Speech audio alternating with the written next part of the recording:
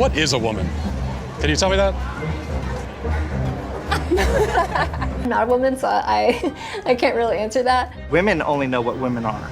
Are you a cat? No. Can you tell me what a cat is?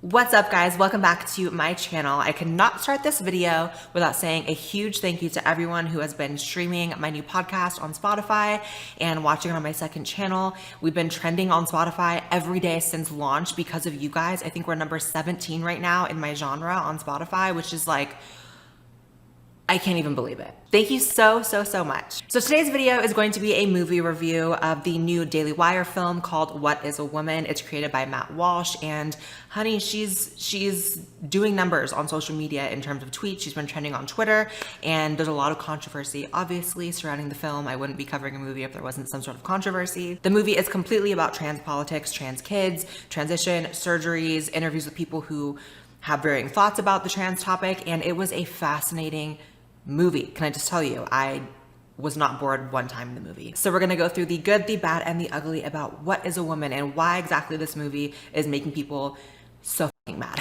First of all, the way I knew this movie was even coming out soon, other than being a hot topic on social media, was because my DMs were flooded with people asking, Blaire, are you gonna be in the movie? Were you interviewed for the movie, etc.? No, I was not. No hard feelings about that. That's fine. Totally fine. And I had thought the movie was going to be released on more mainstream platforms. It was only launched on the Daily Wire website, which the problem I have with that is the fact that no one who actually needs to watch this movie, which really cuts a hole in gender ideology and the gender cults that we always talk about on this channel. This movie does a really good job of like debunking a ton of shit. But the main problem is there's not a single person in that camp who is going to give even a cent to the Daily Wire to watch this movie. So the movie is essentially only made for people who already agree with the bias and the creators of the film. And I think there's just so much valuable information in the movie that I would have loved if it was available on Amazon, other platforms, etc. Hell, even YouTube. But you know, I understand the business model of it, of course. They want more subscribers on their website. So the first interview of the movie is with gender affirming therapist Gert Comfrey, I think is the name, that's how you pronounce it. And wow, was it a way to start off the movie just displaying the absolute cringe? First off, the concept of a gender affirming therapist is inherently bad. The idea that her mission is stated right in the title to affirm the gender of the client rather than apply necessary and healthy pushback to these ideas before someone makes the ultimate decision to transition, which is in many ways, as we always say, irreversible. The fact that she goes into it saying she's there to affirm your gender is a problem. Matt then asks her the question that's the title of the film, What is a Woman? And she has absolutely no response other than she can't answer that. I'm not a woman, so I can't really answer that. Seems to me if you're a gender affirming therapist, you should know what a woman is. I don't know how anyone that's sitting there presenting as 100% female can really utter those words without feeling incredibly stupid, but she did it. And also the argument there is that you have to be a woman to know what a woman is. It's like, do you have to be a dog to know what a dog is? In fact, I don't think dogs even know what dogs are. Do dogs know they're dogs, or do you think they're people?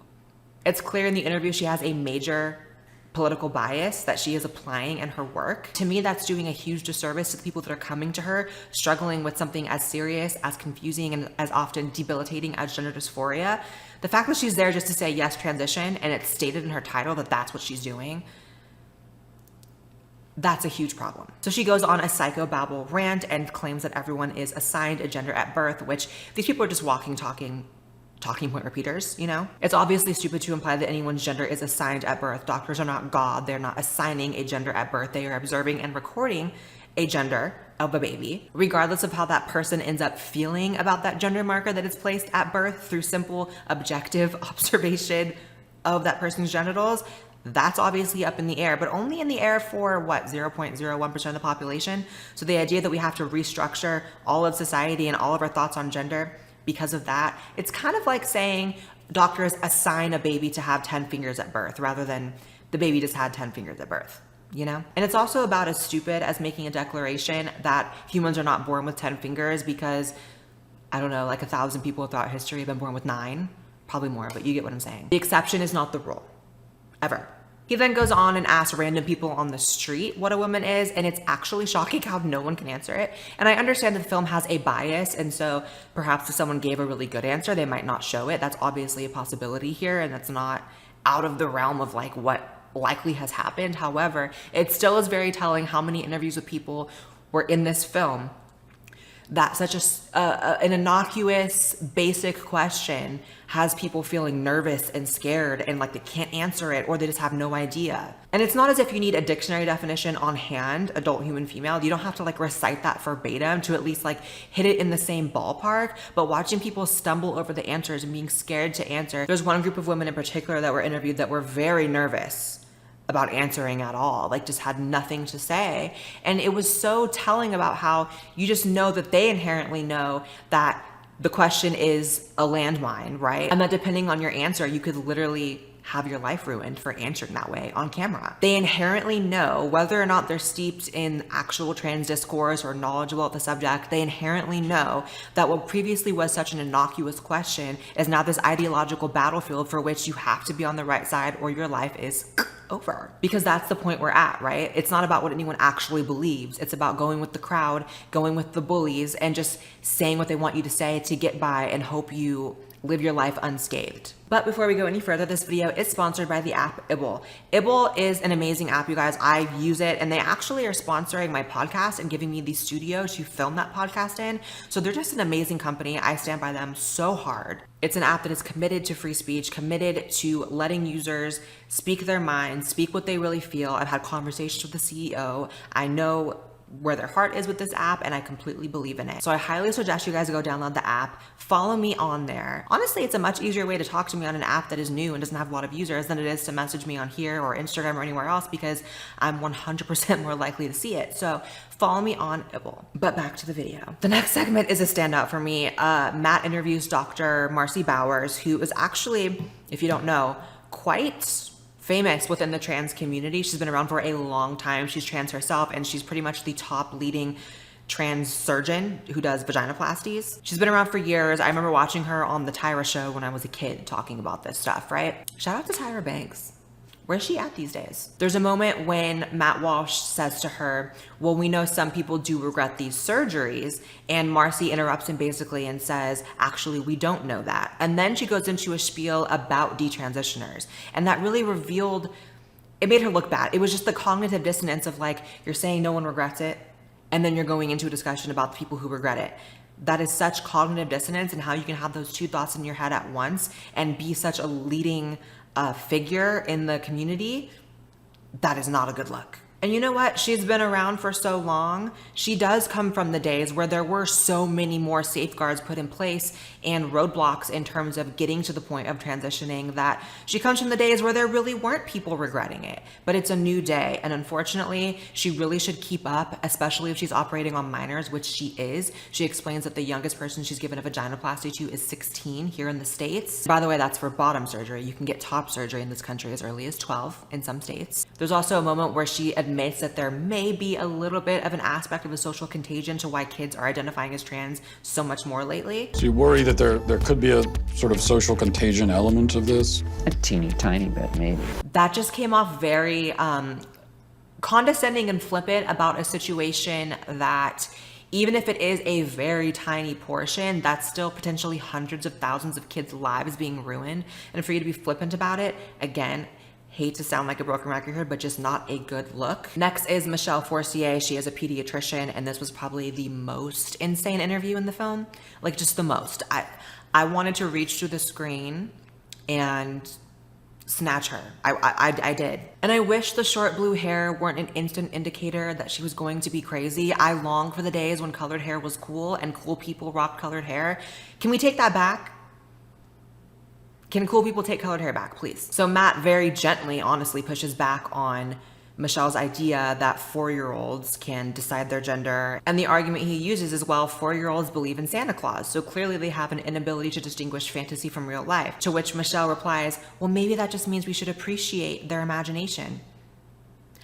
That's not even an answer. You know what? The Santa Claus analogy is actually a very good one, because it does reveal that 4-year-olds obviously cannot distinguish between fantasy and reality. They've only been in reality for 4 years, but also Santa Claus is a lie that adults tell kids, right? Albeit it's not a malicious one. I would absolutely tell my kids Santa Claus is real because that's such a fun thing to believe in as a kid. However, it's an example of a lie that adults tell kids that affects their worldview. And the same is when young feminine boys or young tomboys are told that they must be trans because they're slightly gender nonconforming. And that's what's happening today. It's so funny because people try to claim that there is some sort of hypocrisy in the fact that I'm against kids transitioning because I've said in interviews that I felt different and I felt gender dysphoria at age 5, as if two things can't be true at once. First of all, I transitioned as an adult.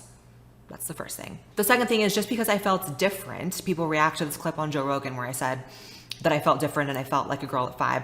That does not mean that I knew that for sure. That does not mean that I could have consented to sterilizing myself at 12 or 13. That does not mean that I knew and was able to process all that a medical transition entails. The fact that people find hypocrisy in that is absolutely insane. If anything, the trans kid issue is the one that I've been probably the most consistent on over the years. It's the one where I've really just never changed my mind on.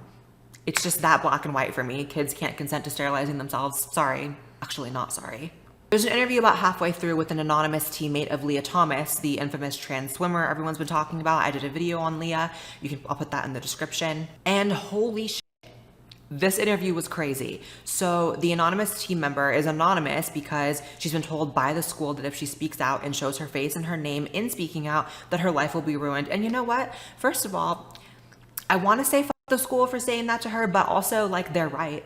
She claims that she felt unable to speak her opinion on Leah being part of the team while admitting that Leah obviously helps them win, but that it's not a win that feels good to her because they're obviously cheating by including Leah. Probably the most damning part of that is when she said that the teammates and the girls on the team just basically had to be okay with sharing a locker room and a space of undress with Leah simply because if they spoke out, they'd lose everything. And this again speaks to how this really is a cult. How have we gotten to the point where these young women have to share a space where they're undressed with a biological male, and if they speak out, it's a problem? Like, how is that even okay in people's minds? I don't understand it. Most things I talk about on this channel, I can even though I disagree, I can see the other side. I do not see any circumstance in which it is okay to force women to be in a locker room undressed with a biological male, and they just can't do anything about it.